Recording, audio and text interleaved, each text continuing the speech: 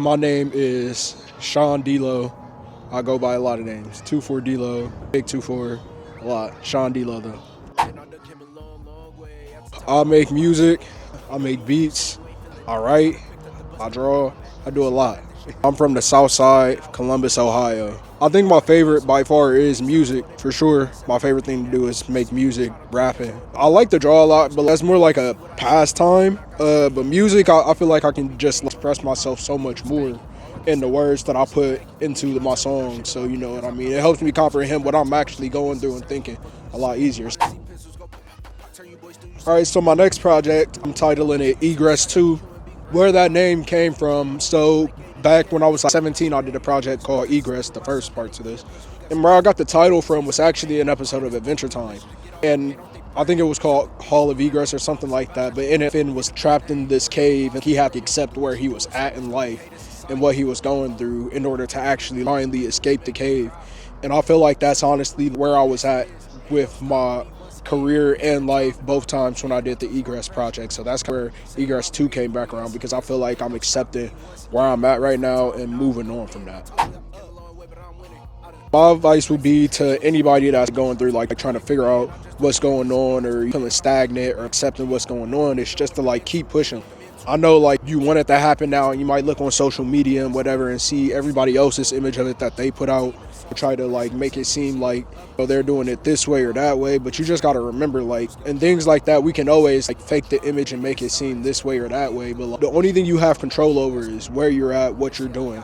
You know what I mean? It might not change tomorrow, but like if you keep working, God put that dream in your heart for a reason, so it's gonna happen the way it's supposed to happen. You just gotta work as hard as you can and just do what you gotta do to make it happen. You know what you gotta do, just do it.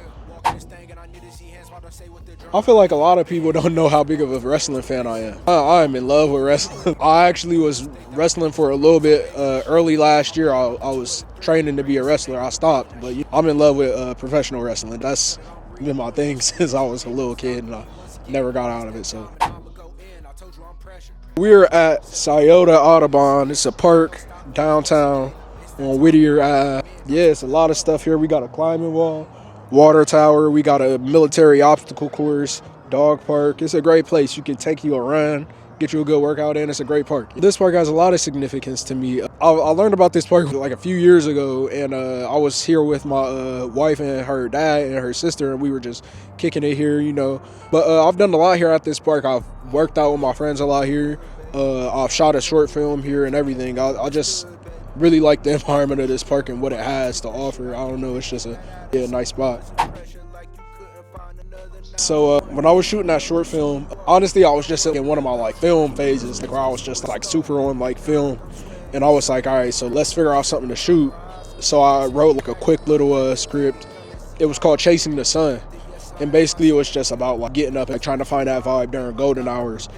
And then so in it, I just like came over here and I was just shooting around the park, just me chilling, vibing around the park. But there's one specific scene I was shooting by a lake, and it's like a super muddy area over there, but I didn't know that it was quicksand. So I'm over there and I'm shooting the lake, and I look down and I realized that I'm starting to sink. I'm like, oh shit.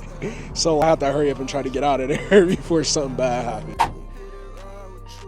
Ooh, that is a good question. That's a great question. I'll probably say something off of my last project. The song is called Hands to the Sky. It's off of my project, Memories Like Diamonds. It's the last track.